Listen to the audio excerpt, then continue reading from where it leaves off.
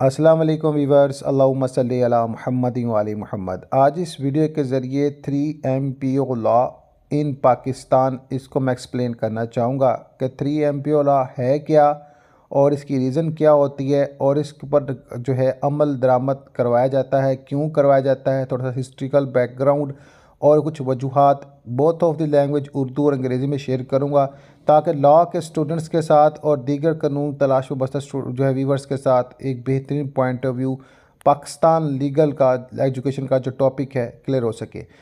ये दरअसल maintenance of public order है जिसे हम MPO कहते हैं। MPO को अगर हम तफसीलन बयान करें तो मेंटेनेंस पब्लिक ऑर्डर आर्डिनेंस 1960 जिसे आम तौर पर 3 MPO कानून कहा जाता है। पाकिस्तान में एक एहतियाती हिरासत कानून है, हिरासती कानून है जो काम को अमन अमान और बरकरार रखने के लिए अफराद को गिरफ़्तार करने और हिरासत में लेने के हवाले से वसी अख्तियारात देता है।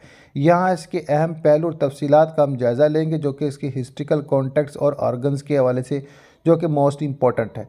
तारीख़ी साक व सबाक और माखज़ के बारे में अपडेट किया जाए तो MPO आर्डिनेंस जनरल अयूब खां के फ़ौजी हुकूमत के दौरान 2 दिसंबर 1960 को नाफज किया गया था। इसकी जड़ें बरतानवी नो आबादियाती दौर के कवानीन से मिलती हैं जो सियासी इख्तलाफात को दबाने और कंट्रोल को बरकरार रखने के लिए बनाए गए थे और इसे आज़ादी के बाद से पाकिस्तान में बड़े पैमाने पर बरकरार रखा गया है। कि इसकी हम बात करें तो सैलेंट फीचर्स हैं या इसकी जो कुलियाती शर्त जिसे हम कहते हैं प्रोविजनस बेस पर, तो इसकी कुलियाती शर्त कुछ इस तरह है कि सेक्शन 8 हुकूमत को इजाज़त देता है कि वो अफराद को एहतियाती तौर पर गिरफ़्तार और हिरासत में ले अगर वो अवामी तहफ़्फ़ुज़ या अमन आमा की बहाली के लिए मुतसब्बाना तरीक़ाकार काम कर रहे हैं। नज़रबंदी को हर 6 माह बाद बढ़ाया जा सकता है नज़रसानी से मशहूद, यानी कि नज़रबंदी अगर की जाती है तो 6 माह तक इसको नज़रबंदी किया सकता है। वैसे तो आम रूटीन में अगर इसकी जो है वो डिटेल की बात की जाए तो फैक्ट्स बताएं तो 30 दिन तो मस्ट होते हैं, लेकिन मज़ीद इसमें 6 माह और दीगर पॉइंट ऑफ व्यू को देखा जा सकता है। केस के फैक्ट पर मबनी चीज़ें हैं।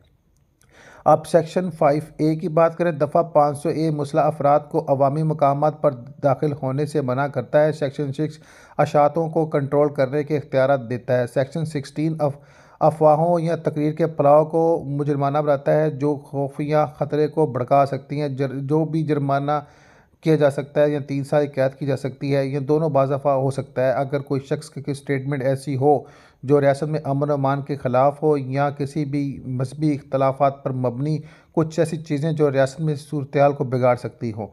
तो सज़ा क्या है? 3 साल कैद भी हो सकती है और जुर्माना भी। इसको डिसाइड किया जाएगा केस के फैक्ट को देखते हुए। दफ़ा 20A नज़रबंदी के अहकामात के ख़िलाफ़ नुमाइंदगी की इजाज़त देता है, यानी कि आप वक्ती तौर पर तमाम चीज़ों को कंट्रोल करने के लिए ये चीज़ें पुलिस को इजाज़त होती है कि उस शख्स को नज़र बंद कर दे। अब हाल ही में एक केस भी आपको समय है जिसमें जनाब आला मिर्ज़ा मोहम्मद अली इंजीनियर साहब को जनाब आला 13 डेज़ के नज़रबंद किया गया है। वजह क्या है कि उनकी एक स्टेटमेंट अबाउट जो है इस्लामिक के हवाले से वो जो मामला करते हैं वो स्टेटमेंट ने ज़रा दिल आज़ारी की है और उसमें जो स्टेटमेंट मैंने अल्फाज का चुनाव किया वो अल्फाज जो है कौम मुल्क के अमन अमान के हवाले से और जनाब आला दीन के हवाले से मुनासिब ना थे। दरख्वास्त और इस्तेमाल के वजह से बात की जाए, कानून का इस्तेमाल अक्सर सियासी मुखालफिन कारकुनों सहाफ़ियों इख्तलाफात करने वालों को बग़ैर रस्मी इल्ज़ामात के हिरासत में लेने के लिए किया जाता है। मिसाल के तौर पर सहाफ़ी फ़याज़ ज़फ़र को जनाब आला 2018 में MPO के तहत गलत मालूमात फैलाने के इल्ज़ाम में गिरफ़्तार किया गया था। अहकाम अदालती नज़रसानी के बगैर अफराद को 3 माह तक हिरासत में रख सकते हैं और उसके अलावा जो रिव्यू बोर्ड की मंजूरी होगी इसके बाद 6 माह तक इसमें तोसी की जा सकती है। नेक्स्ट पॉइंट में बात की जाए जो भी इसके कंट्रोवर्सी एंड क्रिटिसिज्म से है इसमें मैं तनाज़ात और तनकीद करूँगा। जनाब आला बुनियादी हकूक़ की ख़िलाफ़ वर्जी जो भी नाक़दीन का इस्तेमाल के MPO आइन के कानून के हकूक़ की ख़िलाफ़ वर्जी करता है बाशमूल आज़ादी इज़हार असम्बली और मुनासिब अमल पाकिस्तान के आइन के आर्टिकल 16, 15, 10, 9, 4 और 19 के जनाब आला मुताबिक।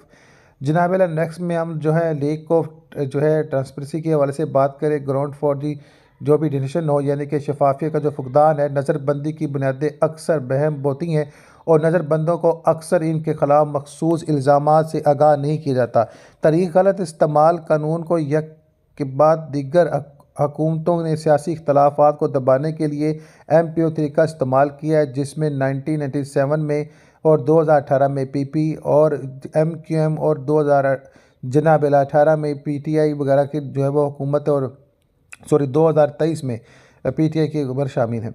पॉइंट ऑफ व्यू की बात की जाए जो भी इसके इंटरनेशनल क्रिटिसिज्म के वाले से, तो बैन अल-अक़वामी तनकीद जो ह्यूमन राइट्स वॉच और इसके जो एमनेस्टी इंटरनेशनल जैसी तंजीमों ने MPO को मनमानी हिरासत के एक आले के तौर पर मजम्मत की है। यानी इंटरनेशनल लेवल पर जो 3 MPO लॉ है इस हवाले से क्या है, मजम्मत है कि ये इसमें कुछ फैक्ट्स भी होंगे ऐसे जिस पर इंटरनेशनल लेवल पर जनाबेला ह्यूमन राइट्स ने इसकी मुखालफत की है। पॉइंट नंबर 5 में देखते हैं जो legal challenge and judicial response है इस पर MPO3 पर। तो कानून चैलेंज और अदालती जवाब में बात करें तो अदालतों ने कभी कभार नज़रबंदी के अहकामात को मनसूख करने के लिए मुदाखलत की है अगर इन्हें बदतमीज़ी, बहम या काफ़ी सबूत की कमी समझा जाता है। यानी कि अगर आप ये देखें कि किसी के ख़िलाफ़ अगर कोई ऐसा सबूत है जो ये साबित करता है लेकिन उस सबूत में ऑथेंटिकेशन जो है उसकी इस तरह की नहीं है जिसको तोड़ मरोड़ कर, क्योंकि आपको पता है अवाम में अगर कोई बात मशहूर हो जाए तो अवाम अपने नज़रियात के साथ और अगली पिछली सारी बातों को लेकर फिर जो है बात को बढ़ा चढ़ा कर बयान करते हैं। तो जो हकीकत उसको जांच पड़ताल लेने के लिए कोर्ट इस चीज़ को नेगेटिविटी और पॉजिटिविटी बोथ ऑफ साइड से चेक करता है। अब नेक्स्ट में इन सम ऑफ केसेस की बात की जाए तो कुछ मामलात में जजों ने फैसला दिया है कि नज़रबंदी के अहकामात अमन व अमा को लाहा खतरात ठोस शुरुआत पर मबनी होनी चाहिए, ना कि महज शक की बुनियाद पर।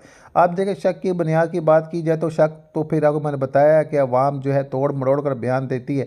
तो जब तक कोई इस तरह की स्टेटमेंट जो मुकम्मल तौर पर ये साबित ना हो, अगर वीडियो है, ऑडियो है, उसकी फ्रांसिक अगर कोई शख्स इसके बारे से गवाही दे रहा है तो उस शख्स के मुकम्मल तौर पर छानबीन स्टेटमेंट के वाले से मैटर। अब नेक्स्ट इसमें मौजूदा हैसियत और मनसूखी की कोशिशें जो है इस पर मैं एक्सप्लेन करना चाहूँगा। ये कानून पंजाब और दीगर सूबों में नाफज अमल है, हालांकि खैबर पख्तूनख्वा KPK ने इस नौआबादी बताया और गलत इस्तेमाल का हवाला देते हुए इसे ख़त्म करने की कोशिशें शुरू कर दी हैं। यानी पंजाब में जनाब आला और दीगर सूबा में नाफज अमल है, लेकिन खैबर पख्तूनख्वा ने मुकम्मल तौर पर इसकी मुखालफत की है कि इस तरह किसी भी अमल को सर अंजाम देना बगैर तहकीकात के, तो जब तक ये चीज़ जो है वो क्लियर ना हो तो इस चीज़ों को इम्प्लीमेंटेशन में नहीं लेना चाहिए। नेक्स्ट बात करें तो politician and civil society groups के हवाले से तो बात की जाती है। सियासतदानों और सिविल सोसाइटी के ग्रुप्स ने इसे मनसूख कराने का मुतालबा करते हुए कहा कि ये जमहूरियत और बुनियादी हकूक़ को मजरू करता है।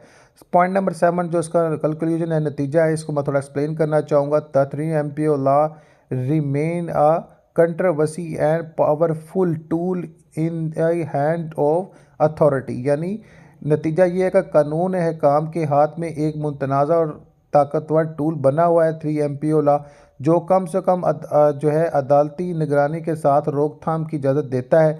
अमन अमा को बरकरार रखने के लिए सियासी जबर के लिए इसका वसी पैमाने पर इस्तेमाल करना गलत है। इसकी सलाह या ख़ात्मे का मुतालबा का जनाब बायस जो है वो रियासत को करना चाहिए। यानी इसमें रियासत में के लिए फ़ायदा भी है, लेकिन कुछ फैक्ट ऐसे हैं जिसको जनाबेला रियासत जो है इसकी खिलाफ वर्जी के हवाले से बात करती है। अल्लाह ताला हम सब पर रहमत का नज़ूल करें। इंशाल्लाह इस तरह मज़ीद कानून की अपडेट्स आपको इस प्लेटफॉर्म के ज़रिए पहुँचाई जाएंगे। सो चैनल को सब्सक्राइब, बेल आइकन को प्रेस लाजम कीजिए।